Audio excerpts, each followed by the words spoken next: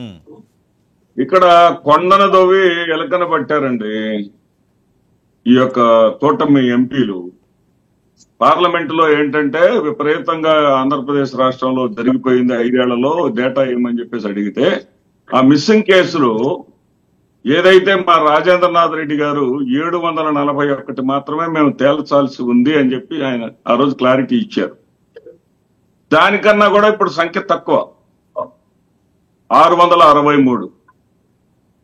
దీని దీని దీని వల్ల ఇక్కడ ఏం జరుగుతా ఉందంటే ఏదన్నా వీళ్ళకి కక్ష ఉంటే, ఎందుకంటే అసత్యాలతోటి, అబద్ధాలతోటి, తప్పుడు మాటలతోటి ఆ అరచేతిలో వైకుంఠం చూపించి అధికారం అయితే దక్కించుకున్నారు. దక్కించుకున్న వాళ్ళు పరిపాలించమనండి, వాళ్ళ ఆశయాల మేరకు పరిపాలించమనండి, ప్రజలు ఆశించిన దాని మేరకు పరిపాలించమనండి. కానీ జగన్మోహన్ రెడ్డి గారి మీద కోపంతో ఆంధ్రప్రదేశ్ ప్రజల్ని దొంగలుగానో, ఏదో ఉమెన్ ట్రాఫికింగ్ కి పాల్పడే వాళ్ళలాగానో వీళ్ళని ఇట్లా తయారు చేయవద్దండి దయచేసి. ఎందుకంటే ఇది ఎక్కడొచ్చిందంటే సమస్య, నేను వాళ్ళు 44,000 మంది అనగానే నేను అర్థం కాక ఒకసారి మొత్తం చెక్ చేశాను, గూగుల్లో చెక్ చేస్తే నాకు అర్థమైంది విషయం ఏంటంటే ఇది అసలు సమస్య ఎక్కడి నుంచి పుట్టిందంటే మన భారతదేశం అనేది, ఎందుకంటే నేను పార్టీలకు అతీతంగా మాట్లాడదలుచుకున్నా ఈ రోజున. భారతదేశం అనేది ఒక స్త్రీని గౌరవించడంలో ప్రపంచంలో అగ్రస్థానంలో ఉందని చెప్పేసి మనం అనుకుంటా ఉంటాం. ఎక్కడైతే స్త్రీ సంతోషంగా ఉంటుందో, నవ్వుతూ ఉంటుందో, బాధపడకుండా ఉంటుందో ఆ భూమి చల్లగా ఉంటుంది, చక్కగా ఉంటుంది, వెలుగొందుతుంది అని చెప్పేసి అనుకుంటా ఉంటాం.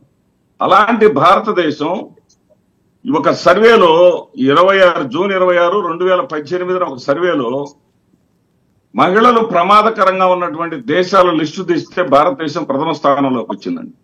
ఫస్ట్ ప్లేస్ లో ఉంది ప్రపంచంలో ప్రథమ స్థానంలో ఉంటే ఈ పరిస్థితి ఏంట్రా బాబు ఎలా దాపురించిందని చెప్పేసి కేరళకు చెందినటువంటి ఒక ప్రొడ్యూసరు ద కేరళ స్టోరీ అనేటటువంటి సినిమాని తీశాడండి.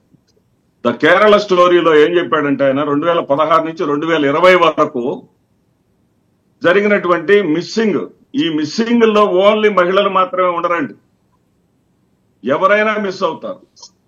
జెంట్స్ కూడా ఉన్నారు, ఆ సంఖ్య ఎన్సీఆర్బి లెక్క ప్రకారం జెంట్స్ కూడా ఉన్నారు.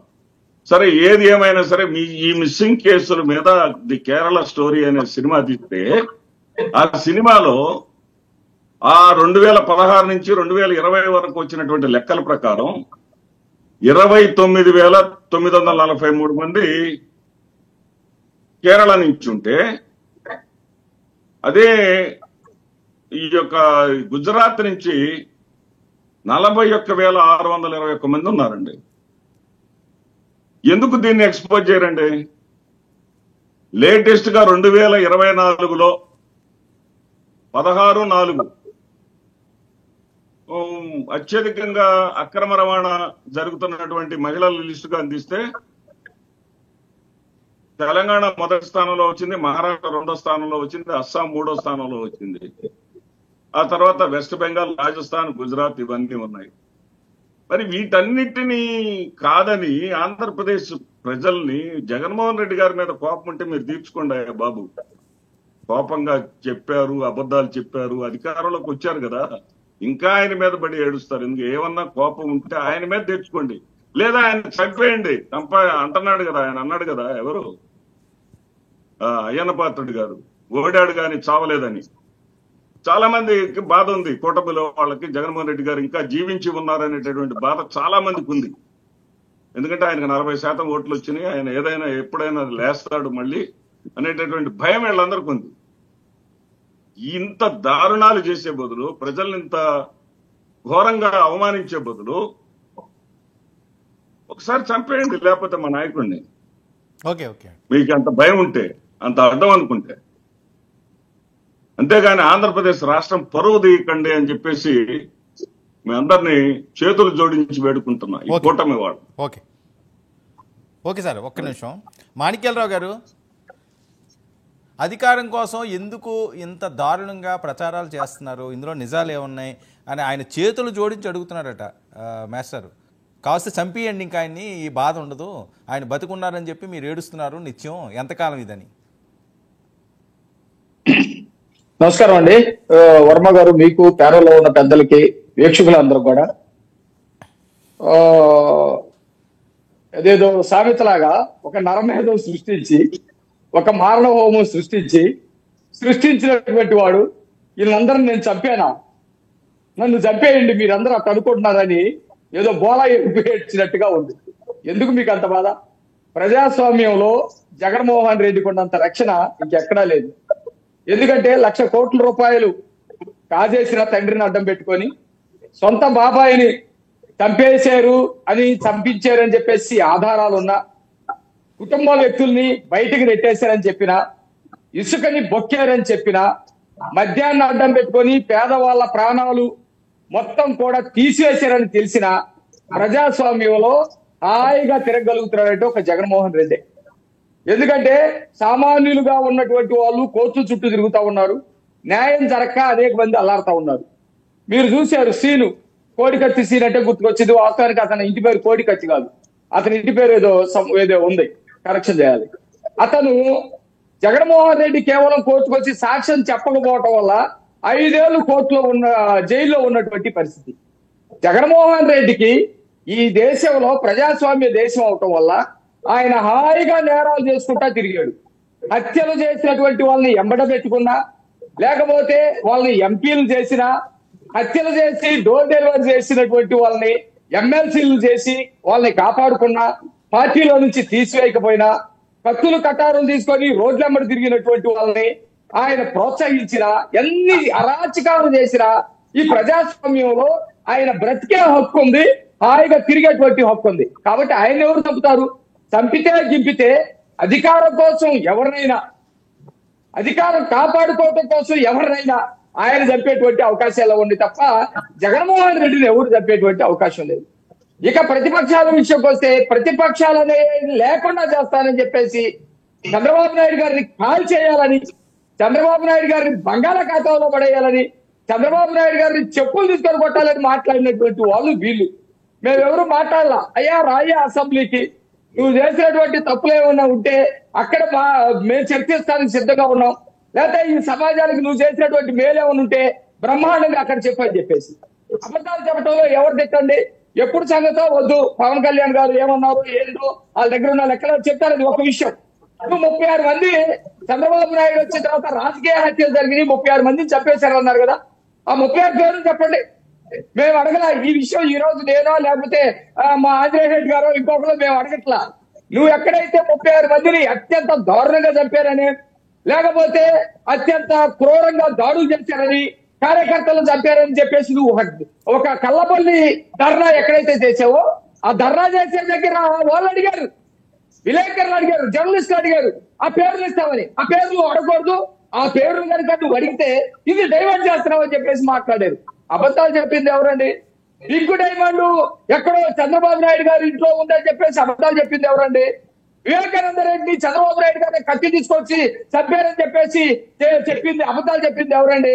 ఇట్లా అబద్ధాలు చెప్పకుండా పోయి అధికారంలోకి వచ్చింది మీరు. గతంలో మేము అబద్ధాలు చెప్పలేదు, నువ్వు చేసినటువంటి వాస్తవాలు. ఇసుక దోపిడీ గురించి చెప్పావు, మద్యపాన నిషేధం చేస్తానన్నావు, చేయలేదని చెప్పావు. అమరావతి ఉంటే దాన్ని విధ్వంసం చేసామని చెప్పావు. పోలవరాన్ని పూర్తి చేస్తానన్నావు, దాన్ని ముంచేసామని చెప్పావు. అనేక మంది ఎస్సీల మీద, ఎస్టీల మీద, బీసీల మీద హత్యలు, అత్యాచారాలు, దాడులు, డోర్ డెలివరీలు చేసావు. అవన్నీ కూడా సాక్ష్యంతోటి చెప్పడం వల్ల ప్రజలకి నువ్వు చేసినటువంటి నిజాలు తెలిసి నిన్ను ఓడించారు. ప్రజలను మోసం చేశారంటారేంటి నాకు అర్థం కాదు. శ్రీనివాస్ రెడ్డి గారు మన వైసీపీ నాయకులు పెద్దలు మిస్సింగ్ రాగడేంటి? 663 మంది మిస్ అయితే 30,000 మంది పోయారని చెప్పి అబద్ధ ప్రచారం చేసి ప్రజల్ని తప్పుతో పట్టించారు అన్నది. చాలా లెక్కలు తేలాల్సింది ఉంది. ఈ 40,000కి సంబంధించినటువంటి కేంద్రం లెక్కలు చెప్పిందా? నేనైతే చూడలేదు. ఆంధ్రప్రదేశ్ లో ఉన్నంత క్రైమ్ రేటు ఎక్కడైనా ఉందా పొందటి వరకు? ఆంధ్రప్రదేశ్ లో ఉన్నటువంటి ప్రజాప్రతినిధులు క్రైమ్ లో ఉన్నటువంటి వాళ్ళు ఏటీఆర్ ఏం చెప్పింది? మొత్తం 90% ఆంధ్రప్రదేశ్ లో ఉన్నటువంటి 2019 నుంచి ఇప్పుడు 2024 వరకు ఉన్నటువంటి ప్రజాప్రతినిధులు, ఎంపీలు కానీ ఎమ్మెల్యేలు కానీ ఎవరైతే ఉన్నారో వాళ్ళు 90% క్రిమినల్స్ ఉన్నారని చెప్పేసి ఏడీఆర్ చెప్పింది కదా. మేము చెప్పింది కాదు. ఈ రాష్ట్రంలో జరిగినటువంటి అనేక విషయాలు బయటికి రావాలి.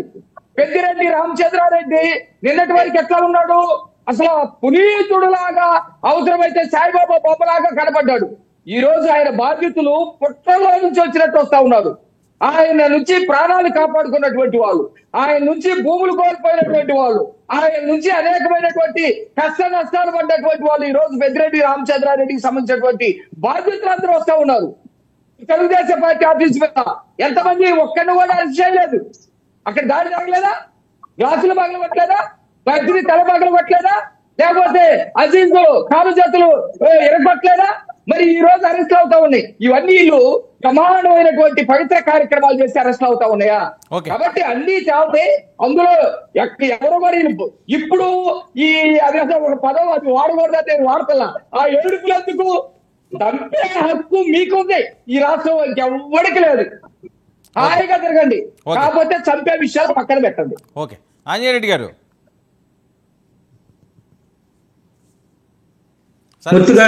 ఓకే ఓకే సార్, వినిపిస్తుందా? వినిపిస్తుంది గారు. ఓకే చెప్పండి సార్. నేను వర్మ అండి. సారీ వర్మ గారు, చెప్పండి చెప్పండి చెప్పండి. నాకు 9 గంటలకు మళ్ళీ మూర్తిగా చెప్పండి వర్మ గారు. ఓకే, ఆంజనేయురెడ్డి గారు, ఏంటి జగన్మోహన్ రెడ్డి గారిని ఇంత మానసిక క్షోభకు గురి చేస్తున్నారట? అన్యాయంగా చాలా దారుణాలు ఆయన మీద వేస్తున్నారట. ఓకే, గెలిచారు, హ్యాపీగా పాలన చేసుకోండి, రాష్ట్రాన్ని మంచిగా చూడండి, కానీ ఆయన 40% ఓట్లు వచ్చిన ఆయన్ని ఇంత ఇబ్బంది పెడితే ఒక్కసారిగా ఆయన చంపేయొచ్చు కదా. ఎందుకు ఇంత బాధ పెడుతున్నారు, ఎందుకు ఇంత ఇబ్బంది పెడుతున్నారని కేంద్ర ప్రభుత్వంతో కూడా ఆయన సఖ్యతగానే ఉంటారు, అప్పుడు ఉన్నారు, ఇప్పుడు మంచిగా ఉన్నారు, మిమ్మల్ని ఒక్క మాట మాట్లాడరు. మోదీ గారన్నా బీజేపీ అన్నా కూడా ఆయనకి అభిమానమే.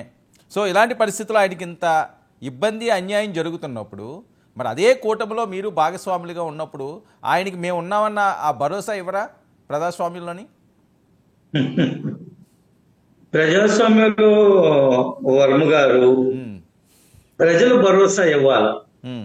మీ వెనక మేము ఉన్నాము, మీరు ప్రజాసేవ చేస్తే, ప్రజల కోసం పనిచేస్తే మిమ్మల్ని ఈ ఎన్నికల్లో గెలిపిస్తామని ప్రజలు భరోసా ఇవ్వాలి. మీరిచ్చే భరోసా ఏంటంటే మీకేమీ కాదు, మీరు ప్రతిపక్షంలో ప్రశాంతంగా ఉండండి, ప్రజల సమస్యల కోసం పోరాడండి, మీకే కలగదని.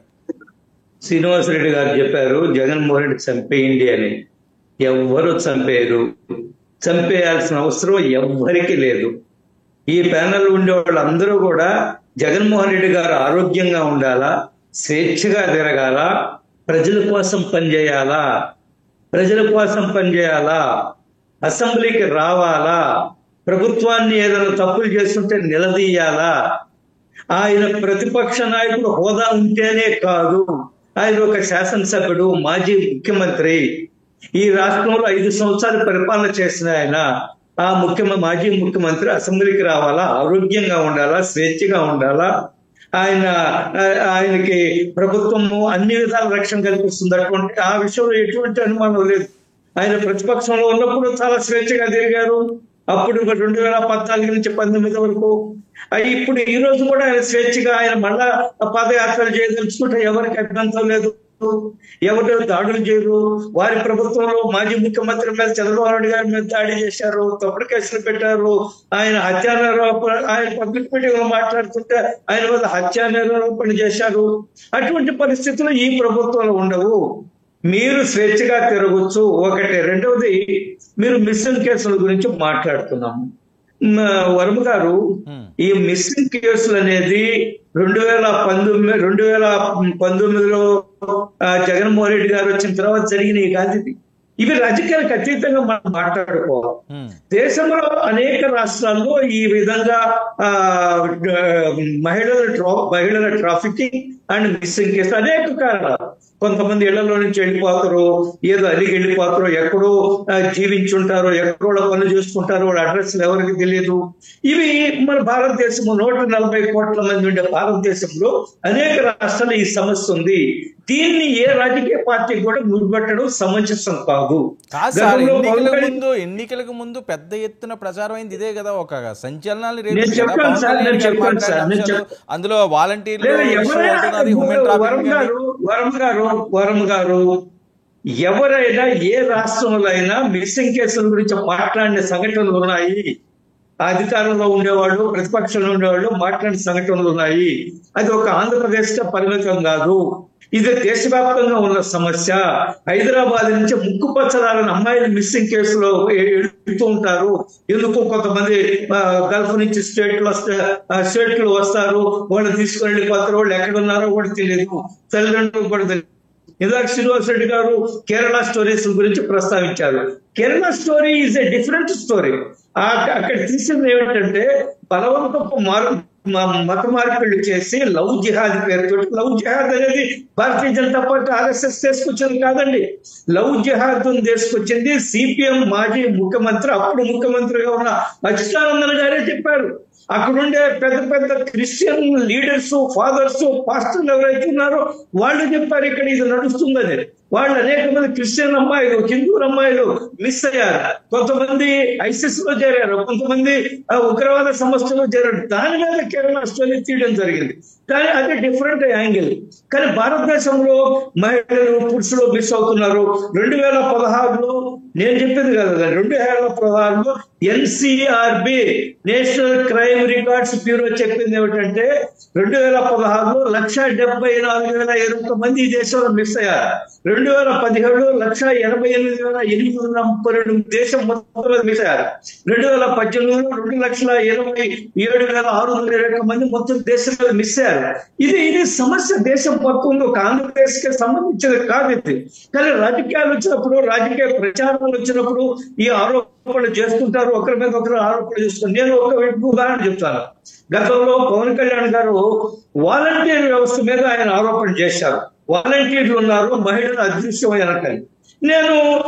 నేను కూడా ఎందుకు వారితో మాట్లాడుతున్నారు, వాలంటీర్ వ్యవస్థకి మహిళలు మిస్ అయిన దానికి ఏమిటి సంబంధం అని కూడా నేను కూడా ఆ రోజు వచ్చి మీతో చర్చలో పాల్గొంటున్నప్పుడు చెప్పాను. ఎవరో ఒకరిద్దరు వాలంటీర్లు తప్పు చేస్తుంటే మొత్తం వ్యవస్థకి అంటగట్టడం కరెక్ట్ కాదని చెప్పాం. కానీ అక్కడ వారి ఉద్దేశం ఏమిటంటే ఈ రాష్ట్రంలో ఉన్న ప్రభుత్వం ఏ విధంగా చర్యలు తీసుకున్నది, మీరు ఈ రోజు 600 చదవడం 700 చదవడం అని చెప్తున్నారు. DGP రాజేంద్ర రెడ్డి గారు గత ప్రభుత్వంలో ఉన్న DGP గారు ఏం చెప్పారంటే 26,000 మంది మిస్ అయ్యారు ఆంధ్రప్రదేశ్ నుంచి. కానీ అందులో 23,300 మందిని ట్రేస్ చేయడం జరిగింది. ఇక్కడ సమస్య ఎక్కడ వస్తుందంటే మిస్ అయిన సమాచారం మన దగ్గర ఉంటుంది. ఆ మిస్ అయిన తర్వాత పోలీసు వ్యవస్థ దర్యాప్తు చేయడము, ఎక్కడుండే వాళ్ళు పట్టుకొని రావడము, ఇవన్నీ కూడా మన దృష్టిలో ఉండదు. అందువల్ల మిస్ అయిన డేటా మాత్రం మనం మాట్లాడుకుంటాం. ఇంత పెద్ద ఎత్తున మిస్ అయినా వేరే కారణాలతో వెళ్ళిపోయినా కానీ మహిళలు కానీ, అమ్మాయిలు కానీ, లేదా చిన్నపిల్లలు కానీ, పెద్దవాళ్ళు, పురుషులు కానీ కొన్ని రోజుల తర్వాత తిరిగి వస్తున్నారు. తిరిగి వచ్చినప్పుడు అవి రికార్డ్స్ లోకి వెళ్ళడం లేదు, పోలీస్ స్టేషన్ లకు సమాచారం లేదు. అందువల్ల అది పెద్ద ఎత్తున మిస్ అవుతుందన్నమాట. కానీ మిస్సింగ్ కేసులు అనేది చాలా దారుణం. ప్రజాస్వామ్య దేశంలో ఎవరు కూడా మిస్ కాకుండా, ఈ రోజు మనం చూస్తున్నాం చిన్నపిల్లల్ని, 2 సంవత్సరాల పిల్లలు ఈదులు ఆడుకుంటూ ఎత్తుకొని వెళ్ళిపోతున్నారు. ఎంత బాధపడతారండి తల్లిదండ్రులు, ఎంత దుఃఖానికి లోనవుతారు తల్లిదండ్రులు. కాబట్టి ఒక్కరు కూడా మిస్ అయినా మనం అందరం కూడా బాధపడతాం. దీన్ని రాజకీయాలకు అత్యంగా చూడాలి తప్ప ఇది జగన్మోహన్ రెడ్డి గారికో, అంతకుముందు చంద్రబాబు నాయుడు గారికో, ఆయన ఉన్నప్పుడు కూడా మిస్ అయ్యాయి కాబట్టి లేదా ఇంకొకరికో అంటగట్టడం సరైనది కాదు. ఇది ఒక సోషల్ ఇది ఒక సామాజిక రుగ్మతగా మనం చూడాల్సి ఉంది. ఇది కొనసాగించ. కానీ ఒక్క విషయం ఏమిటంటే మిస్ అయిన తర్వాత పోలీస్ స్టేషన్కి వెళ్తే వాళ్ళు లోతుగా దర్యాప్తు జరిపి వాళ్ళు ఎక్కడ ఉన్నారో తెలుస్తారు. ఒక ఉదాహరణ చెప్తాను. ఈ ప్రభుత్వం వచ్చిన తర్వాత పవన్ కళ్యాణ్ గారి దగ్గరికి వచ్చి ఎవరో ఒక అమ్మాయి మ్యారేజ్ చేసుకుని వెళ్ళిపోయిందని మిస్ అయిందంటే ఒక 10 రోజుల్లోనే ఆ అమ్మాయి ఎక్కడుంది, జమ్మూ కాశ్మీర్ లో ఉన్న అమ్మాయిని ట్రేస్ అవుట్ చేసి తీసుకొచ్చి వాళ్ళ తల్లిదండ్రుల దగ్గర అప్పచెప్పడం జరిగింది. అటువంటి యాక్షన్ ఉండాలా, అటువంటి రెస్పాన్స్ ఉండాలా, అటువంటి చతుర్చుడు ప్రభుత్వాలకు ఉండాలని నేను కోరుకుంటున్నాను. ఏ రాజకీయ పార్టీలకు కూడా అంటగట్టడం సమంజసం అని నేను అనుకోవడం. నాగేంద్ర గారు, hello, good evening sir, Varma గారు. నాగేంద్ర గారు, ఏదైతే మిస్సింగ్ అనే అంశం ఉన్నదో ఇది పార్లమెంట్లో కూడా మారుమోగుతుంది. పవన్ కళ్యాణ్ గారు చేసిన వ్యాఖ్యలు తప్పు అని చెప్పి వైసీపీ వాళ్ళు మొదటిసారి కూటమి అధికారంలోకి వచ్చిన తర్వాత ఫస్ట్ ఈ అంశం మీదే పవన్ కళ్యాణ్ గారు టార్గెట్ మొదలు పెట్టారు. ఇక్కడి నుంచి కంటిన్యూ. మరొక వైపు మీరు అధికారంలోకి వచ్చారు, మంచి మ్యాండేటరీ ఇచ్చారు, 100% స్ట్రైక్ రేట్ తీసుకున్నారు. ఎందుకు జగన్మోహన్ రెడ్డి గారిని అంత మానసిక క్షోభకి గురి చేస్తున్నారు? 40% ఓట్లు వచ్చిన వాళ్ళు ప్రజాస్వామ్యంలో వాళ్ళకి ఒక గౌరవం ఇవ్వాలి కదా. ఆయన చంపేయండి, ఇబ్బందులు పెట్టకండి, ఇంకెంతకాలం ఆయన మీద విషం చెమ్ముతారు అన్నది రెడ్డి గారి ఆవేదన. వర్మ గారు, ముందుగా మీకు మీ ద్వారా 99 వీక్షకులకు, ప్యానల్లో ఉన్న పెద్దలు ఆంజనేయ రెడ్డి సారు, అలాగే మాణిక్యాలరావు గారికి, ఆయన అన్నట్టే మా ప్రియమైన సీన్ అన్న అందరికీ గుడ్ ఈవినింగ్ సార్. సార్, ఇప్పుడు నిక్కచ్చిగా అంటే ఇప్పుడు నేను సీనన్న కంటే కూడా ఇంట్రోలో మా ప్రియమైన 99 టీవీ వర్మ గారు కూడా ఎక్కువ సార్లు మిస్సింగ్ అన్నారు. బట్ అది మేము కచ్చిగా తీసుకుంటున్నాం. ఎందుకంటే పవన్ కళ్యాణ్ గారు జనసేన పార్టీ అంటే జవాబుదారీతనం 100% నిక్కచ్చిగా మేము చెప్పిన దానికి కట్టుబడి ఉన్నాం. ఈరోజు 2,84,000 మంది మీద జగన్మోహన్ రెడ్డి అక్రమ కేసులు పెట్టాడు అని ఒక డేటా ఉంది. విత్ ప్రూఫ్ తో చూపిస్తాం. విషయం ఏంటంటే మీరు ఎఫ్ఐఆర్లు మాత్రమే చూస్తారు. ఆ వీధిలో ఆ 8 మంది వచ్చారు, అనాయాళ్లను పట్టుకొచ్చి తన్ని పంపించండి ఎస్ఐ గారు అంటే ఇటువంటి కేసులు 2,84,000 సంఘటనలు ఉన్నాయి. వీటిల్ని బేరీజు వేసుకొని కేంద్రము ఒక అంచనా వేసి చెప్పింది. ఇవన్నీ వాస్తవాలు.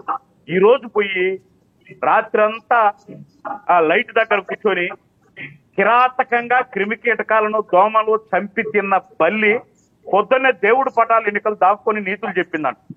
అట్లా ఉంది మీరు చెప్పే పరిస్థితి. అయ్యా 600 కాదు, ఈ రోజు పార్లమెంట్ లో మాట్లాడారా? వాళ్ళకు ఒక స్వేచ్ఛ ఉందా? పార్లమెంట్ లో మాట్లాడే అంత దమ్ము ధైర్యం వచ్చిందా? ఆయన మాట్లాడారు. ఎప్పుడు మాట్లాడారు? ఏ అంశం మీద మాట్లాడారు? 5 సంవత్సరాలు ప్రభుత్వం ఇక్కడ ఉంటే మా 5 సంవత్సరాల్లో మా రాష్ట్రానికి ఇదిగో విభజిత ఆంధ్రప్రదేశ్ తర్వాత ఈ రైల్వే జోన్ మాకు రావాలి, మీరు చెప్పిందే కదా. మా నీటి వాటా ఇంత రావాలి తెలంగాణ, మీరు చెప్పిందే కదా అని ఒక్క ఎంపీ అన్న మాట్లాడా? మాకు 21 ఉన్నారు, 22 ఉన్నారని సంకల్పం గుద్దుకోవడం తప్ప ఏ ఒక్క ఎంపీ అన్న మాట్లాడారా? ఈ రోజు వచ్చి పవన్ కళ్యాణ్ గారు అవి లెక్కలు కాదు, 29,000 ఇందాక పెద్దలు చెప్పారు, బీజేపీ ఆయనే చెప్పాడు, సీనన్న చెప్పాడు ఒక లెక్క అని. అది ఎక్కడి నుంచి వచ్చింది ఆయనకు? ఆ ముడిసరికి ఎక్కడి నుంచి వచ్చింది? పంజాబ్ లో 49,000 మంది, ఇంకో చోట 48,000 మంది. సీనన్న దగ్గర ఆన్సర్ ఉంది కదా ప్రశ్నకు. అంటే 29,943 మంది అని చెప్పారు. బట్ ఇట్ విల్ ట్రేస్ అయిందని నేనంటున్నా. ఇంతకంటే ఎక్కువే ఉంది. ఆ తల్లిదండ్రులు మానానికో ప్రాణానికో కోర్చి బయట పెట్టుకోలేక మీకు ఈ రోజు కూడా చెప్తున్నాను సార్. నేను నిన్ననే నా దగ్గరకు వచ్చింది, మీకు విత్ ప్రూఫ్ తో చూపిస్తా. మా బిడ్డకు డ్రగ్స్ అడిక్ట్ చేసి తీసుకుపోయినారు నాయన, ప్రేమ అని చెప్పి తీసుకుపోయింది. ఈ రోజు అమ్మా నేను మీ ఇంటికి వస్తాను, నాకు వద్దమ్మా, ఎప్పుడు చచ్చిపోతానో తెలియదు, నిన్ను చూడాలని ఉంది అంటే నేను సిఐ గారికి ఎస్ఐ గారికి పర్సనల్ గా చెప్పి వాళ్ళ తల్లిదండ్రులకు అప్పచెప్పండి. ఇటువంటివి లక్షల్లో ఉన్నవి. నాకు అర్థం కాలేదు ఏంటది, నాకు రిజిస్టర్ అవ్వలేదు అంటే అట్లా సరే. ఇందాక లవ్ జిహాద్ అన్నారు కదా, అట్లా ఒక అమ్మాయిని ప్రేమ పేరుతో తీసుకుపోయి డ్రగ్స్ అలవాటు చేసి ఆ అమ్మాయిని సహజీవనం చేస్తూ ఆ అమ్మాయి డైరెక్ట్ ఎక్కడో బయట ప్రపంచాల్లో జరిగేది సినిమాలోనా అని రైల్వే కూడా నియోజకవర్గంలో జరుగుతా ఏడ్చుకుంటా తల్లిదండ్రులు వస్తే నేను మీకు న్యాయం చేస్తానమ్మా, నాకేమిస్తుంది సార్, మా బిడ్డ చనిపోయేటప్పుడన్నా మా దగ్గరికి పంపించండి, వాళ్ళు దౌర్జన్యం చేస్తున్నారు అంటే దాన్ని ఎట్ట తీసుకురావాలని చెప్పి ఉన్నాం. అటువంటివి కొన్ని లక్షలు ఉన్నాయి. అదే మిస్సింగ్ కేసు అంటే ఆ తల్లిదండ్రులు బయటపడినారు కాబట్టి సరిపోయింది. ఆ బిడ్డ ఇప్పటికైనా కళ్ళు తెరిచి అమ్మా నేను చనిపోవడం అన్నా మీ దగ్గర చచ్చిపోతాను అని చెప్పి వేడుకుంటుంది కాబట్టి సరిపోయింది.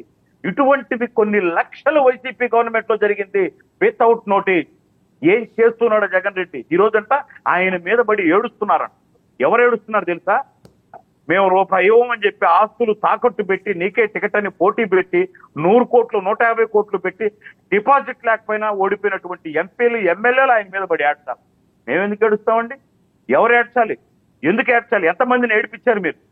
అంటే నీ పక్కన పెట్టుకొని మర్డర్ల కోరును దగా కోరును పెట్టుకొని సాక్షాత్తు ఒక ఎస్సీ క్యాండిడేట్ ను చంపి డోర్ డెలివరీ ఇస్తే ఆ కన్నీళ్లతో ఆ బిడ్డ ఏడ్చింది.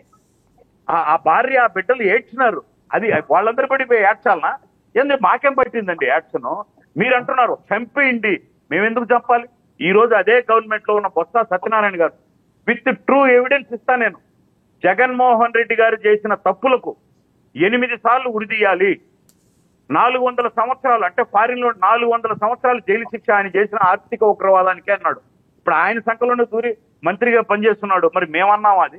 ఇప్పుడు ఎవరు ఏడ్చినట్టు ఆయన మీద పడి? ఇదంతా తప్పండి. ఎవరు ఏడ్చడం? ప్రజాస్వామ్యంలో నీకు నిజంగా ఈ తప్పిపోయిన నమ్మి కాదు. ఈ రోజు మేము ఛాలెంజ్ చేస్తున్నాం జనసేన పార్టీని. పవన్ కళ్యాణ్ గారు అని కన్స్ట్రక్టివ్ నిబద్ధత కలిగిన మా నాయకుడు, ఒక చేత్తో ఒక మోడీ గారు కావాలి ఈ దేశానికి అని చెప్పి, ఒక చేత్తో విజన్ కావాలి అని చెప్పి టుగెదర్ గా ఈ ప్రజలను ఒప్పించి అత్యంత గొప్ప విజయాన్ని తీసుకొచ్చి నడుస్తున్న మా నాయకుడి దగ్గర నుంచి మేము ప్రమాణం చేసి చెప్తున్నాం. మా నాయకుడు నోట్లోంచి వచ్చిన ప్రతి మాటకు మేము కట్టుబడి ఉన్నాం, మేము ఆన్సర్ ఇస్తాం, జవాబుదారీతనం ఉన్నాం. ఈ రోజు ఏదో 30 రోజులు 40 రోజులు అంటానే మీరు 6 నెలలు మా నాయకుడు గొప్పతనం. జగన్మోహన్ రెడ్డి గారు కూడా చిన్న వయసులో వచ్చాడు, అన్ని ఎదుర్కొంటాడు, చూద్దాం, ఒక 6 నెలలు టైం ఇద్దాం అన్నారు. మీరు పట్టుమని 30 రోజుల నుంచి ఇంకా మీరు మీరు మీరు మీరు చంపినటువంటి, మీరు చేసినటువంటి వికటాట్టహాసం, మీ రక్తపు మరకలు మారలా, ఇంకా మీరు చంపించి మీరు పోలీసులను అంట పెట్టుకున్న ఎస్పీలు ఇంకా పూర్తి స్థాయిలో మారలా. అప్పుడే మీరు తగుదునమ్మా అంటూ వచ్చి ఇక్కడ కూర్చొని నీతి కబుర్లు చెప్తూ ఉంటే ఎవడు సార్? ఎన్ని దౌర్జన్యాలు సార్, ఎన్ని చేసినారు మీరు? ఏ రోజన్నా జగన్మోహన్ రెడ్డి ఒకరి గురించి మాట్లాడారా? ఈ రోజు ఢిల్లీకి పోతే అందరూ వచ్చి ఆయన సింపతి చెప్పాలంట.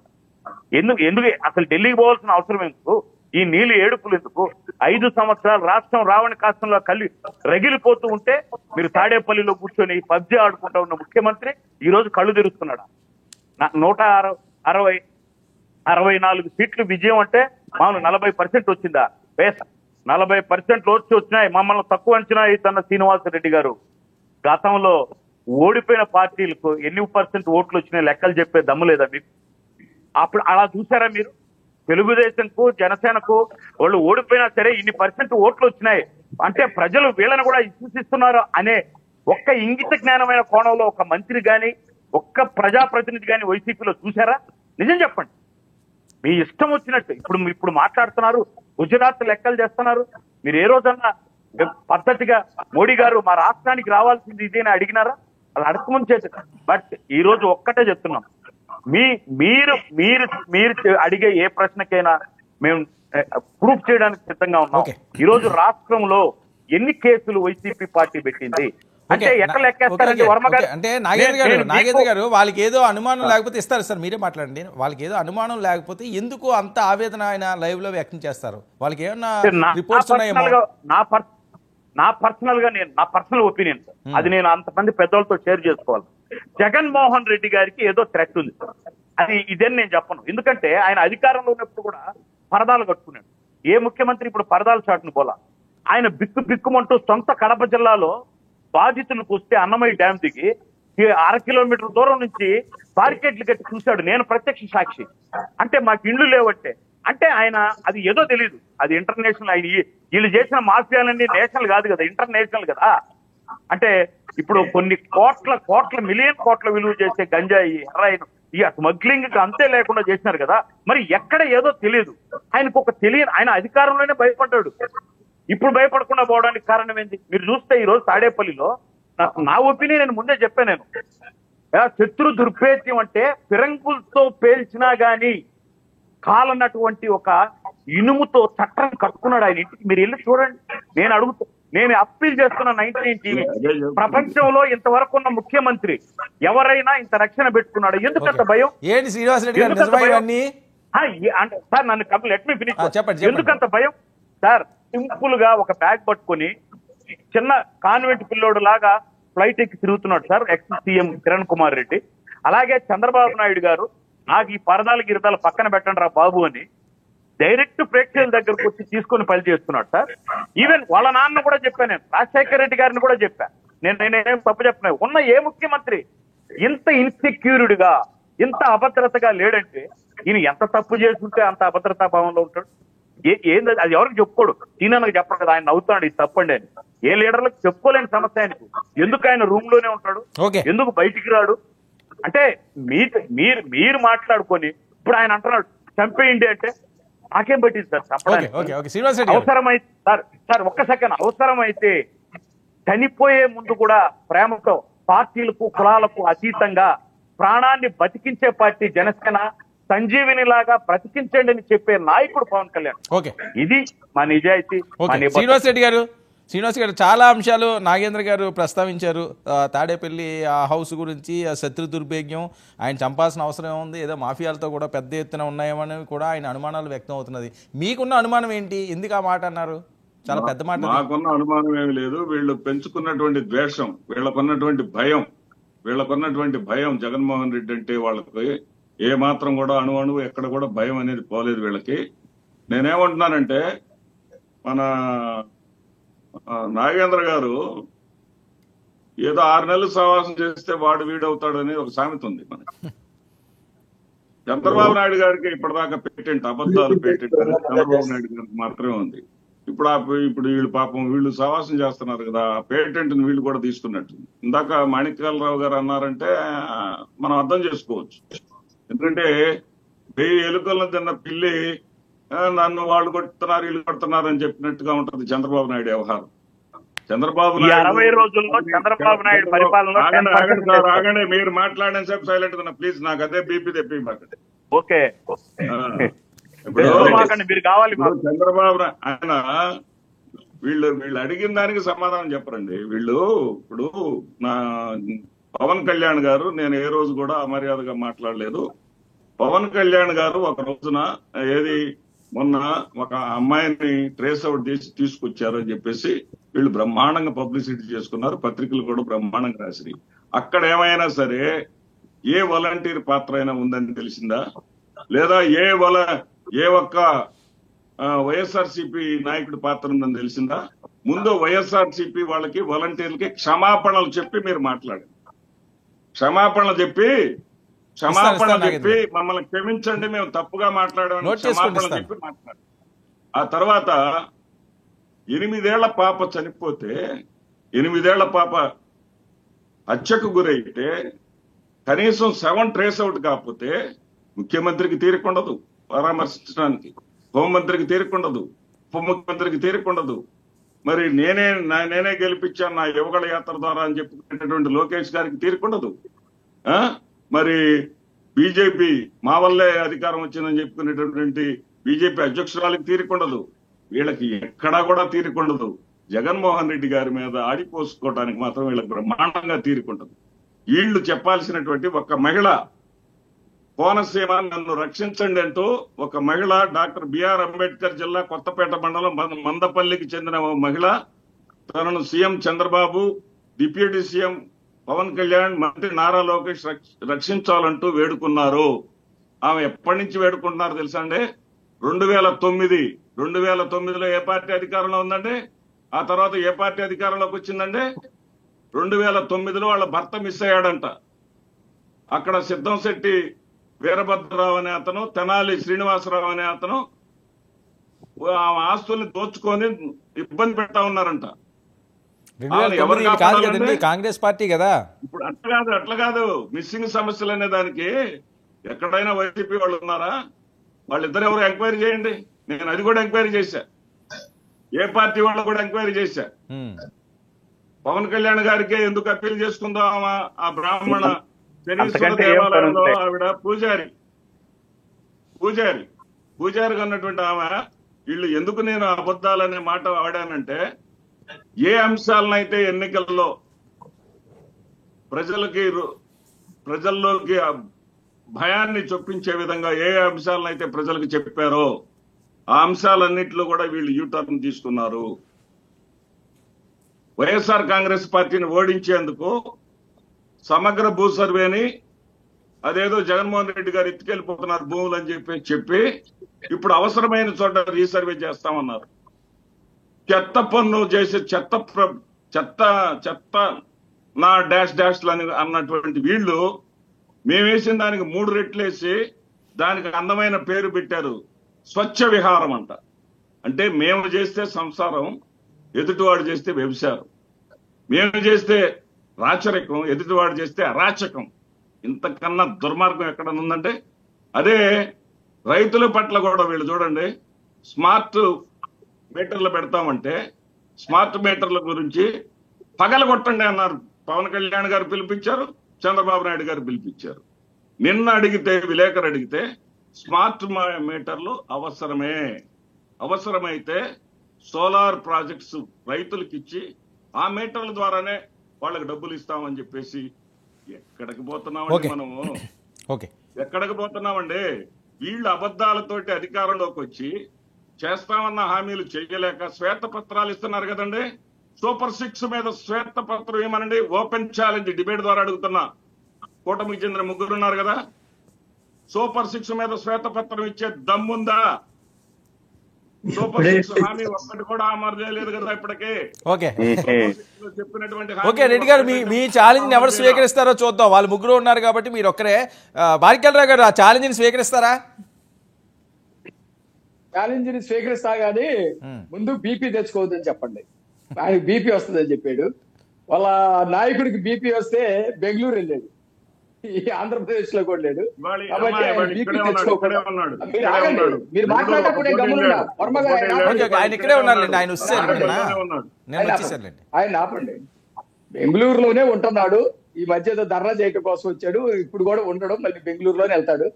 ఆయన బెంగళూరులో ఉండా, లేకపోతే తెలంగాణలో ఉండా, లోటస్ పాయింట్ లో ఉండా, లేకపోతే ఇంకెక్కడ ఉండా మాకు అనవసరంలే. ప్రజలకు అందుబాటులో ఉన్నప్పుడు సమావేశాలు జరిగినప్పుడు రమ్మన్నాము. ఆ ఛాలెంజ్ స్వీకరించి వాళ్ళ నాయకుడిని ముందు రమ్మనండి. శ్రీనివాస్ గారు, మాకు మీరు చాలా ఇంపార్టెంట్, మీరు మాత్రం ఎట్టి పరిస్థితిలో బీపీ తెచ్చుకోవద్దు. నెంబర్ 1. నెంబర్ 2, అధికారంలోకి రావటానికి అబద్ధాలు చెప్పినటువంటి వాళ్ళు ఎవరంటే ఈ రాష్ట్ర ప్రజలందరికీ తెలుసు. మీరు అనే సంగతి. మీరెవరో ఒక మహిళ గురించి చెబుతా ఉన్నారు. ఆమె ఏందో ముసుకేసుకొని మీరు చాలా మందిని ప్రవేశపెట్టారు. వాళ్ళందరూ మీరు ఏదో పరిశ్రమలు తీసుకొచ్చినప్పుడు కూడా ప్రవేశపెడితే తర్వాత మొత్తం ఐపాక్ బ్యాచ్ అని చెప్పేసి అర్థమైనటువంటి పరిస్థితి ఉంది. మీరు ఏ రోజైనా జగన్మోహన్ రెడ్డి, నేను ఇందాక నువ్వు చెప్పావు వీళ్ళు ఎప్పుడైనా ఎక్కడికైనా వెళ్ళి పరామర్శించారని, ఆ మాట ముందు వాపస్ తీసుకోండి. ఎందుకంటే రాష్ట్రంలో ఉన్నటువంటి బాధితులు ఒక్కసారి కనుక ఆగ్రహం వ్యక్తం చేస్తే అధికారం పోయింది. మళ్ళీ ఇంకోసారి ఆగ్రహం వ్యక్తం చేస్తే మీరు ఉండరు. ఎందుకంటే సుధాకర్ దగ్గర నుంచి మొదలు పెట్టుకుంటే, వరప్రసాద్ దగ్గర నుంచి మొదలు పెట్టుకుంటే, అమర్నాథ్ని పెట్రోల్ పోసి తగలబెట్టిన దగ్గర నుంచి మొదలు పెట్టుకుంటే, లేకపోతే రేపల్లలో గర్భిణీ స్త్రీని రేప్ చేసిన దగ్గర నుంచి మొదలు పెట్టుకుంటే, లేకపోతే మన రాజమండ్రిలో సామూహిక అత్యాచారం వారం రోజుల పాటు పోలీస్ స్టేషన్ పక్కనే అత్యంత దారుణంగా సామూహిక అత్యాచారాలు చేసి పోలీస్ స్టేషన్ ముందు పడేసిన దగ్గర నుంచి మొదలు పెట్టుకుంటే, రమ్యాన్ని నడి రోడ్డు మీద చంపేసిన దగ్గర నుంచి పొడవు పెట్టుకుంటే, జగన్మోహన్ రెడ్డి అనే ఒక అనను ఆ ముఖ్యమంత్రి ఒక్కళ్ళు కూడా పరామర్శించినటువంటి చరిత్ర లేదు. ఆ మూలాలు ఇంకా ఆంధ్రప్రదేశ్ లో ఆ గంజాయి బ్యాచ్, ఆ సైకో బ్యాచ్ ఇంకా అరాచకాలు సృష్టిస్తా ఉంటే, పవన్ కళ్యాణ్ గారు వెళ్ళే దగ్గరికి వెళ్తా ఉన్నారు, హోమ్ మినిస్టర్ గారు వెళ్ళే దగ్గరికి వెళ్తా ఉన్నారు, చంద్రబాబు నాయుడు గారు కూడా స్పందించాల్సిన దగ్గర స్పందిస్తా ఉన్నారు. 5 ఏళ్లలో మీరు స్పందించినటువంటి ఒక్క సంఘటన చెప్తారా? ఇది ఛాలెంజ్ అంటే ఒక్క సంఘటన. ఎక్కడ నాగమ్మని చంపినప్పుడు కానీ, ఓం ప్రకాష్ చచ్చిపోయినప్పుడు కానీ, లేకపోతే అనేక మందిని చంపేసినప్పుడు కానీ, కరుణాకరన్ చంపినప్పుడు కానీ ఎప్పుడైనా మీరు ఒక్క చోటైనా స్పందించారా? మీరు మాట్లాడితే ఎట్లయా? మీరు దెయ్యాలు వేదాల సంగతి వదిలేసేయండి, మంత్రాలు చదువుతున్నట్టు ఉంది. మీరు దయ్యాలు మంత్రాలు చదువుతున్నట్టుగా ఉంది మిమ్మల్ని చూస్తా ఉంటే. ఆ ఏడుపులు ఎందుకు? నిజంగా మా మిత్రుడు చెప్పాడు, మీరు జగన్మోహన్ రెడ్డిని చంపేవాడు ఆంధ్రప్రదేశ్ చూడని పుట్టాడా? తనకు తాను అధికారం కోసం ఆత్మార్పణ చేసుకుంటే తప్ప, అదేదో స్లీపింగ్ సెల్స్ అంటారే అట్లా ఆయనకైనా చేసుకొని చచ్చిపోతే తప్ప, నా భార్యకైనా ముఖ్యమంత్రి వచ్చిందని చెప్పేసి ఆయన చేసుకుంటే తప్ప బ్రతకాలని మేము కోరుకుంటా ఉన్నాం. జగన్మోహన్ రెడ్డి బతకాలి, అసెంబ్లీకి రావాలి, ఆయన సూచనలు ఇవ్వాలి.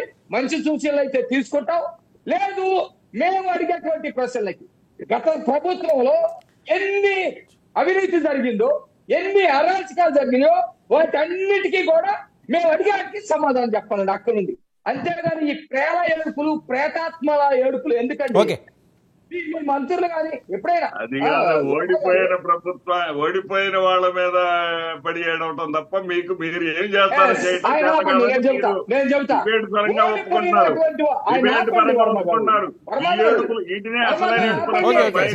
మీరు ప్రశ్న అడిగారు కదా, అడిగితే నేను చెబుతా. ఓడిపోయిన వాళ్ళు మీరు ఓడిపోయినట్టున్నారా? ఎవరన్నా 40% వచ్చిన ముఖ్యమంత్రి పదవి ఎట్టపోయిందని చెప్పేసి మాట్లాడుతుంటే, 11 సీట్లు వచ్చేవాడికి ప్రత్యేక ప్రతిపక్ష హోదా ఆగండి. ఓడిపోయారు.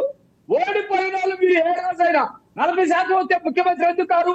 40% వచ్చిన వాళ్ళు పక్కన ఉన్నటువంటి రేవంత్ రెడ్డి ముఖ్యమంత్రి అయ్యాడు, 40% వస్తే ప్రధానమంత్రి అయ్యాడు, 40% వస్తే మేము ముఖ్యమంత్రి ఎందుకు కాలేదు అని బోర్డు నడుపుతున్నారు కదా.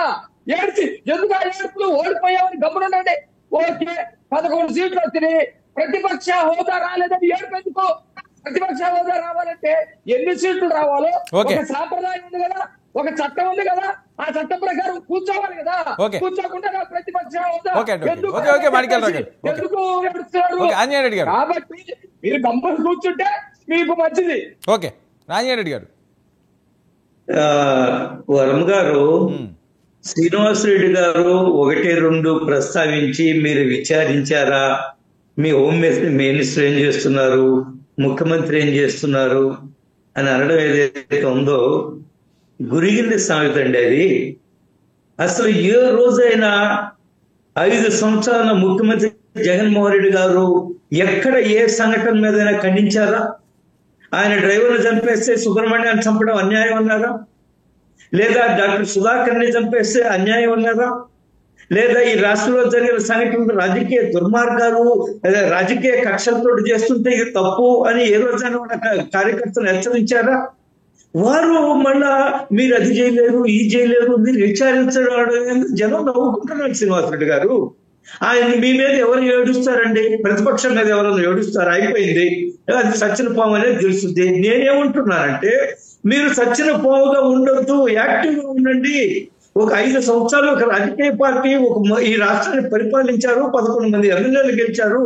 మీరు మీ పార్టీని ఒకసారి ఆత్మపరిశీలన చేసుకొని ఎందుకు మనం ఈ దుస్థితిలోకి వచ్చాము, 5 సంవత్సరాలు ఏం చేశాము, రాత్రులు పండుకొని గుండెల మీద చేసుకుని ఒకసారి జగన్మోహన్ రెడ్డి గారిని ఆలోచించమనండి. ఆలోచించి ఆయన ఒక ముఖ్యమంత్రిగా, మాజీ ముఖ్యమంత్రిగా ప్రజా జీవనంలో ఆయన యాక్టివ్గా ఉండమనండి. ప్రభుత్వాన్ని తప్పులు చేస్తే నిలదీయమనండి. బెంగళూరు వెళ్ళిపోవడం, తాడేపల్లికి రావడం, ఇంకెక్కడికి వెళ్ళడము, సరే ఆయనకి స్వేచ్ఛ ఉంది, ప్రపంచంలో ఎక్కడైనా తిరగచ్చు. కానీ ఆయన ప్రతిపక్ష నాయకుడి పాత్ర ఏదైతే ఉందో ఈరోజు ఎవరు ఏడుస్తున్నారండి? నాకు ప్రతిపక్ష హోదా ఇవ్వండి, నాకు ప్రతిపక్ష హోదా ఇవ్వండి అని ఎవరు ఏడుస్తున్నారు? హైకోర్టుకు పోయి న్యాయస్థానాలకి ఎవరు ఏడుస్తున్నారు? ఎవరు న్యాయస్థానాలకి ఏడుస్తున్నారు? ఇదో మీరు మర్చిపోయి మీ ముందు సవాళ్లు ఉన్నాయి, ప్రతిపక్ష పార్టీ ముందు సవాళ్లు ఉన్నాయి, అధికారంలో ఉండే మా కూటమి ముందు కూడా సవాళ్లు ఉన్నాయి. అందులో ఎటువంటి అనుమానం లేదు. మేము ఇచ్చిన హామీలు సూపర్ 6 ఇప్పటి వరకు ఈ రాష్ట్రం ఆర్థికంగా చిన్నాభిన్నం అయిపోయింది, ఆర్థికంగా దుర్మార్గం జరిగా, ఆర్థికంగా విధ్వంసం జరిగింది. దాన్ని ఏ విధంగా పునర్నిర్మించాలా, ఎన్నికల్లో ఇచ్చిన హామీలను ఏ విధంగా నిలబెట్టాలా, ముందుకెళ్లాలా, అవన్నీ కూడా కూటమి ముందు సవాళ్లు ఉన్నాయి. అందులో ఎన్నో అనుమానం లేదు. అసలు మీ సవాల్ ఏమిటి? ఒక రాజకీయ పార్టీగా నిలబడగలవా? ప్రజల మధ్య మనం పోగలవా? మనం రాజకీయ సిద్ధాంతాలను ముందుకు చేసినప్పుడు అది మేము ముందుండే సవాల్. ఈ రోజు కూటమి ముందు సవాలు రాష్ట్రాన్ని ఏ విధంగా సరైన గాను నడిపించాలా, ఏ విధంగా నిలబెట్టాలా, అది సవాల్ ఉంది. మేమేమి తేలిగ్గా తీసుకోవడం లేదు. ఈ సవాళ్ళన్నీ చాలా తీవ్రమైన సవాళ్ళు. రెండవది నేనేమంటున్నా అంటే రాజకీయాల్లో విమర్శలు, ప్రతి విమర్శలు సహజము, కానీ ఆత్మ పరిశీలన ఉండాలా. మేము 2 సీట్లు గెలుచుకున్నాం లోక్సభలో. వర్మ గారు మీకు తెలుసు కదా, 2 సీట్ల నుంచి ఈ రోజు మేము 3వసారి కేంద్రంలో అధికారానికి వచ్చాం, అనేక రాష్ట్రాల్లో తిరిగి అధికారాలకు వచ్చాం. కొత్త రాష్ట్రంలో ఒరిస్సాలో మేము ఈ రోజు 21 పార్లమెంట్ సీట్లకి 20 గెలుచుకున్నాం. అక్కడ అధికారంలో వచ్చాం, రాష్ట్ర అధికారంలో వచ్చాం. ఎప్పుడు ఆత్మ పరీక్షలు చేసుకున్నప్పుడు, ప్రజల గురించి ఆలోచించినప్పుడు. కానీ దురదృష్టవశాత్తు ఈరోజు వైసీపీ ముందు ఆ పరిస్థితి లేదు. ఏం జరిగింది వైసీపీ ప్రభుత్వంలో? ఎక్కడికో ఒక కుటుంబం కాశీలోకి పోయి తలదాచుకున్నదండి. 5 సంవత్సరాలు కాశీలో ఉన్నారు. తిరిగి కూటమి వచ్చిన తర్వాత వాళ్ళు ఆంధ్రప్రదేశ్ వచ్చారు. ఒక మహిళ అనేక సంవత్సరాలుగా చిన్న హోటల్ పెట్టుకుంటే ఏదో సోషల్ మీడియాలో వచ్చి ఉంటే ఆ ట్వీట్ ని, ఆ యొక్క దాన్ని షేర్ చేసిందని ఆ మీద దుర్మార్గంగా మీరు ప్రవర్తించారు. ఆమె ఎక్కడికి వెళ్ళిపోయింది? హైదరాబాద్కి వెళ్ళిపోయింది. ఇవన్నీ మనకి ఆత్మ విమర్శించలేదా? కొంతమంది శ్రీనివాసరెడ్డి గారు ఆపండి సార్, శ్రీనివాసరెడ్డి గారు ఆపండి, మీరు ఆపండి. నేను మాట్లాడి మీ అధికార పార్టీ ప్రతినిధులు సార్ వర్మ గారు ఆపండి. మీరు మాట్లాడుతున్న ప్రశాంతంగా ఎలా? ఒక్కసారి ఆగండి. నేను చెప్పేది వర్మ గారు, కొంతమంది శ్రీనివాసరెడ్డి గారు అయితే కొంత పద్ధతిగా మాట్లాడతారు, కొన్ని విమర్శల మీద తిప్పి కొడుతుంటారు. కానీ కొంతమంది వైసీపీ ప్రతినిధులు గత 5 సంవత్సరాల్లో మాట్లాడిన మాటలు, లైవ్ గా వచ్చి మాట్లాడిన మాటలు, ఆ నాగార్జున యాదవ్ అనే అతను ఎంత దుర్మార్గంగా మాట్లాడతాడు, ఎంత వ్యక్తిగత విమర్శలు చేస్తాడు, ఎంత సంస్కారహీనంగా మాట్లాడాడు. అతను తలుచుకుంటే అసలు జైల్లో వేసి చూపించారు. కానీ ఏం చేశారు, 41 నోటీస్ ఇచ్చారు, సమాధానం చెప్పబోయే అని చెప్పారు. అంత అసహ్యంగా మాట్లాడిన అధికార పార్టీ ప్రతినిధి వైసీపీ ప్రతినిధిని నేను ఇప్పటి వరకు చూడలేదు. మా బహిరంగ సభల్లో ఆ రోజు ఎన్నికల సందర్భంగా మాట్లాడి వీడియోలు చూస్తే అతను కనీసం సంస్కారం ఉందా అనేది, అసలు చదువు ఉందా, అతనికి అర్హత ఉందా, అసలు మాట్లాడే అర్హత అనుమానం వస్తుంది. ఈ పరిస్థితుల నుండి మనం పునరాలోచన చేసుకోవాలా, వైసీపీ పార్టీ ఆత్మ పరిశీలన చేసుకోవాలా. మీరు ప్రాబ్లమ్ ఈజ్ ఎగ్జిస్టెన్షియల్ ప్రాబ్లం, అసలు ఎగ్జిస్ట్ అవుతుందా ఈ రాజకీయ పార్టీ అనే సమస్యలో ఉంది, మాయమైపోయే సమస్యలో ఉంది. దాన్ని నిలబెట్టుకోవడం కోసం ఏమి చేయాలని ఆలోచించాలి తప్ప మీరు ఈ చంద్రబాబు నాయుడు గారి మీద, పవన్ కళ్యాణ్ గారి మీద, బీజేపీ మీద, పురంధేశ్వర్ గారి మీద పడి ఏడిస్తే ఏమవుతుందండి, ఏం జరుగుతుంది? మీరు ఆలోచించుకోండి, పరిశీలన చేస్తాను. నేను చెప్తున్నానండి నాగేంద్ర గారు.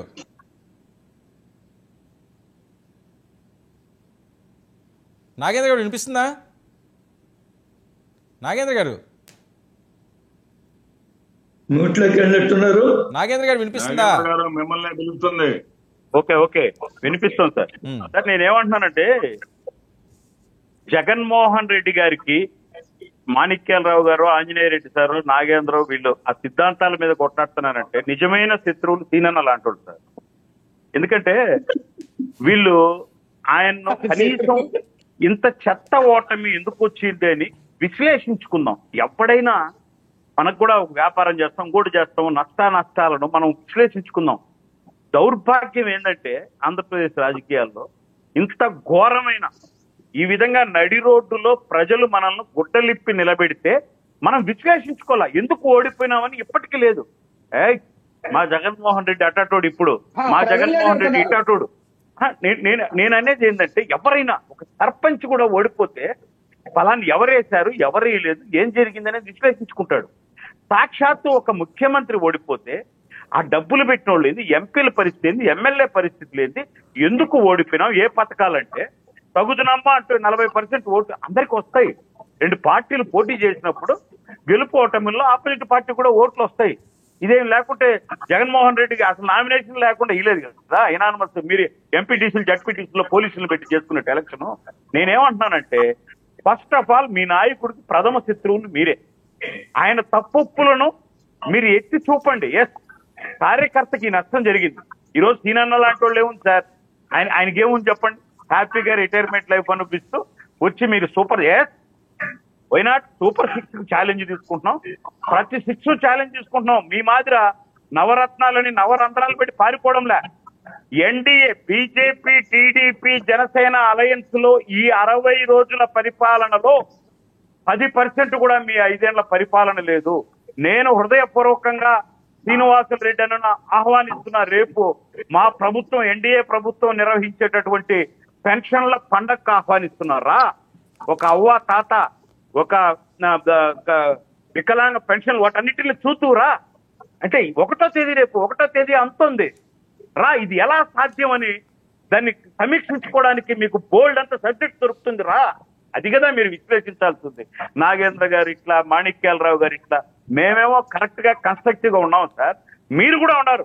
శ్రీనివాసులు రెడ్డి మీకు తప్పడంలే అంటే నాకు ఇంకా తప్పదు కదా అని తర్వాత మాట్లాడుకోవచ్చు. కానీ నేనేమంటున్నానంటే, మీ ఓటమే విశ్లేషించుకోలేని వాళ్ళు ఇప్పుడు మీరు వచ్చి మమ్మల్ని మాట్లాడుతున్నారు. 4 ఎంపీలు అన్నారు సార్, 4 సాక్ష్యాలతో సహా 99 టీవీలో. ఎందుకంటే వర్మ గారు కూడా మనల్ని ఈ ఇంట్రోలో 4-5 సార్లు అడిగారు సార్, ఈ రోజు వైసీపీ వాళ్ళు ఎంపీలు గట్టిగా అడిగారని. అందరికీ ఒకే సమాధానం, ఎన్డీఏ తరఫున, జనసేన పార్టీ తరఫున. ఈ 4 40 ప్రయత్నాలు చేశారు, మేము ఉన్నాము ముర్రో, వైసీపీ గవర్నమెంట్ లో బీజేపీలో చేర్చుకోండి ముర్రో అని. అక్కడ తలుపులు మూస్తే ఇప్పుడు తొడలు కొట్టి అరుస్తున్నారని చెప్పి మీకు ఏదో సబ్జెక్ట్ ఇచ్చినారు కాబట్టి మీరు వచ్చి అరుస్తున్నారు అంతే. లేదా ఆడ తలుపు తెరిస్తే మిథున్ రెడ్డి లేడు, ఇంకొకరు లేరు, ఇంకొకరు లేరు. మొత్తం ఇంట్రోలో చెప్పింది మీరు రాంగ్ గా ఆలకించారు. వైసీపీ వాళ్ళు పార్లమెంట్ లో అడగలేదు. వినండి, వైసీపీ వాళ్ళు అడిగిన ప్రశ్న కాదు, తెలుగుదేశం పార్టీ. వినండి సార్, మేము చెప్పింది వినండి. వైసీపీ వాళ్ళు పార్లమెంట్ లో మిస్సింగ్ కేసు కోసం అడగలేదు. 1351 ప్రశ్నలో పార్థసారథి తెలుగుదేశం పార్టీ ఎంపీ గారు శ్రీకృష్ణదేవరాయలు గారు ఎంపీ గారు వేసిన ప్రశ్నకి వచ్చిన సమాధానం 663 అని. ఇందులో వైసీపీ వాళ్ళకి సంబంధం లేదు. సో దాన్ని వీళ్ళు లైన్ లోకి తీసుకొచ్చారు. నేనేమంటున్నానంటే ఆ ప్రశ్నకు ఆన్సర్ చెప్పడానికి ఒక నిమిషం sir let me finish 10 seconds అంతే. ఆ ప్రశ్నకు ఆన్సర్ చెప్పడానికి, ఏ ప్రశ్ననైనా జవాబుదారీతనంగా తీసుకోవడానికి, వాస్తవాన్ని వివరించడానికి సీనన్న అడిగిన ప్రశ్న సరిపోకపోయినా మీరు అడిగిన క్లారిటీ సరిపోయింది అంటున్నా తప్ప నన్ను కూడా తప్పుగా అర్థం చేసుకోవద్దంటారు. వైసీపీ వాళ్ళు అనుకుంటున్నారేమో అని. ఎవరు? వైసీపీ కాదు అది అనలేదు. ఏంటది అంటే నేను ఉన్నటువంటి నిజాన్ని చెప్పా. ఆ రోజు కూడా మా నాయకుడు నేను ఎగ్జాంపుల్ చెప్పా. ఇంతమంది అదే ఈయన చెప్పాడు ఆన్సరు 49 గుజరాత్ 26 అని. నలుగురు ఎంపీలు బీజేపీలోకి వెళ్ళడానికి చూస్తున్నారా, లేకపోతే టీడీపీ జనసేన కూడా అడుగుతున్నారా? మీరు తలుపులు క్లోజ్ చేశారా? 200% వాళ్ళు రక్షించబడాలి అంటే బీజేపీనే. ఆడ పోయి తిరిగి కాళ్ళు అదిరిపోయి ఇంకేం లేదని బేల అరుపులు అరుస్తున్నారు. దాన్ని చూసుకొని వీళ్ళు ఎడుకొచ్చి కూర్చొని అరుస్తున్నారు. మేము ఒక్క మాట చెప్తున్నాం వినండి సార్. రేపు పొద్దున్నే వైసీపీ పార్టీ ఇప్పటికైనా మీకు 11 సీట్లు ఇచ్చారు. ఆయన ఉన్నట్టు 40 లక్షల మంది ఓట్లు ఇచ్చారు. వాళ్ళ ఆత్మాభిమానం, వాళ్ళ ఆత్మ గౌరవం కాపాడడానికైనా మీరు అసెంబ్లీకి రండి, మీ సమస్యలు తీసుకురండి. అసెంబ్లీలో ఇదో ఈ సమస్య అని చెప్పానండి. మీతో కలిసి ఆ సమస్యల పరిష్కారానికి కూడా ఎన్డీఏ సిద్ధంగా ఉంది. మీ గవర్నమెంట్ లో చేయని మీరు కూడా నేను వైసీపీలో ఉండి కూడా సీనన్న ఈ పని చేయించలేకపోయినా అని పని చేయడానికి కూడా ఈ ఎన్డీఏ ప్రభుత్వం చిత్తశుద్ధితో రెడీగా ఉంది. అది కదా కలిసి పనిచేయడం అంటే. నాగేంద్ర గారు రెడ్డి గారు ఏదో మీతో మాట్లాడతారు. శ్రీనివాస్ రెడ్డి గారు ఏదో చెప్తున్నారు నాగేంద్ర గారికి.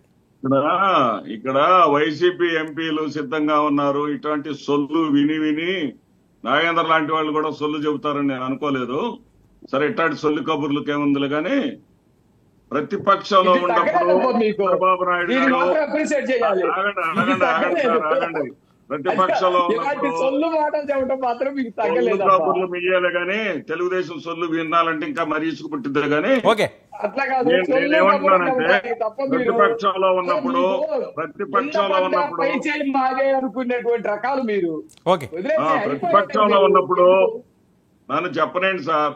ప్రతిపక్షంలో ఉన్నప్పుడు మీరు ప్రదర్శించినటువంటి సొల్లే మరి ఎవడొచ్చి రాజా అడిగాడు మిమ్మల్ని పార్టీలో చేరతామని? సొల్లు కాదా అది? సోది కబుర్లు కాదా? అడగరా మీరు? నేను ప్రూవ్ చేయమంటావా? సొల్లు కబుర్లు చెప్పేవాళ్ళు సొల్లు కబుర్లా? ఆగండి అయ్యా, నీకేం తెలుసా? ఇక్కడ తాటేపల్లి దాటినోడివి ఢిల్లీలో కేంద్ర దగ్గర మూల పడుకొని కేంద్ర మంత్రి దగ్గర తిరిగింది మిథున్ రెడ్డి చెప్పమంటావా? చెప్పండి సార్, మీరు చెప్పండి. ఛాలెంజ్ చేస్తా నేను. నీకు నాకు ఛాలెంజ్. నాతో ఛాలెంజ్ చేస్తావా? ఢిల్లీలో కేంద్ర దగ్గర పడిగాపులు పడ్డాడు మిథున్ రెడ్డి. కేంద్ర మంత్రులు ఏ మంత్రి దగ్గర పడిగాపులు పడ్డాడు? నన్ను చేయమంటావా? మీరు ఊరికే మీరు నాన్సెన్స్ మాట్లాడుతున్నారు. మిథున్ రెడ్డి ఒక భూ కబ్జాదారుడు. మిథున్ రెడ్డి అనే ఒక భూ కబ్జాదారుడు, ఎంపీ, ఒక అవినీతిని ఎదుర్కొంటున్నటువంటి ఎంపీ. ఢిల్లీలో అతను తిరగని వీధి లేదు. అంతే. మీరు ఆపండి, నేను నిరూపిస్తా. నా ఛాలెంజ్ స్వీకరించండి. ఢిల్లీలో ఏ మంత్రి దగ్గర పడిగాపులు కాసినాడో మిథున్ రెడ్డి నేను ఛాలెంజ్ చేసి నిరూపిస్తా. లేదంటే మీ ముందు తల ఉంచుతా. మీరు రండి. మీరు ఆ ఇంట్లో నుంచి బయటకు రండి. బయటకు వచ్చి చూడండి ఏం జరుగుతుంది. ఢిల్లీ వాళ్ళు చూడండి. మీ కూటమికి ఓడించడం చేత కాలేదు కానీ అది ఇందాకే మాణిక్యాలరావు సార్ అన్నాడు 4 సీట్లు ఇచ్చి 11 సీట్లు పట్టుమని 11 సీట్లు లేదు. తల ఎక్కడ పెట్టుకుంటావు? నేను అడగలేకుండా రాజశేఖర రెడ్డి పట్టుమని 10 సీట్ల ప్రజలు తల ఎక్కడ పెట్టుకుంటావు? తల ఎక్కడ పెట్టుకుంటావు? మేము అడగలేకుంటే నువ్వే అడుగుకుంటున్నావు అంతే. పేరు అడ్డుకుంటున్నా పథకం జరగవన్న రాష్ట్ర సరిపోతారు పేరు అంటూ. మీరు ఒక్క నిమిషం అండి నాగేంద్ర గారు, ఒక్క నిమిషం. అవునండి, ఆయన సొల్లు చెప్తున్నారు. మీరు చెప్పారు కదా, మీరు చెప్పేశారు కదా, మీరు కౌంటర్ ఇచ్చారు కదా, ఏం చెప్తారో వినండి. సొల్లు అసత్యాలు మీడియా సాక్షిగా డిబేట్కి వచ్చి అబద్ధాలు చెప్తే సిగ్గు లేకుండా చెప్పనండి. ఓకే ఒక్క నిమిషం మాణిక్యాలరావు గారు, ఒక్క నిమిషం. ఏంటి మీరు ముగ్గురు ఉన్నారు, ఆయన ఒక్కటే మాట్లాడినివ్వండి. నిజాలు చెప్పడానికి ఓకే, ఓకే. నోరు ఉంటే చాలు. సరే ఓకే, ఆయన చెప్పనివాడు, పెద్ద ఆయన చెప్పనివాడు. ఇందాక ఆంజనేయ రెడ్డి గారు ఏదో మాకేదో మా పార్టీ బాగు గురించి ఏదో సలహాలు ఇచ్చారు. వీళ్ళంతా అగ్లీగా కాకుండా ఆయన కొద్దిగా ఏదో పెద్దరకంగా మాట్లాడారు. నేనేమంటున్నానంటే మీ చంద్రబాబు నాయుడు గారి కన్నా, మీ పవన్ కళ్యాణ్ గారి కన్నా మాకు ప్రతిపక్షంలో ఉన్నప్పుడు మీరు ప్రదర్శించిన ధైర్య సాహసాల కన్నా మాకు ధైర్యం ఎక్కువే. కానీ మీకున్న పిరికితనం ఉంది, అధికారం వచ్చిన తర్వాత భయం వేస్తుంది సూపర్ సిక్స్ అంటే ఓకే, తొల్లు మాటలు చెప్పాం. అట్లా మాట్లాడితే మేమేం చేయాలి? చెప్పాం. ఓకే అండి, 14 లక్షలు అప్పులు చేశాడు. ఓకే శ్రీనివాస్ రెడ్డి గారు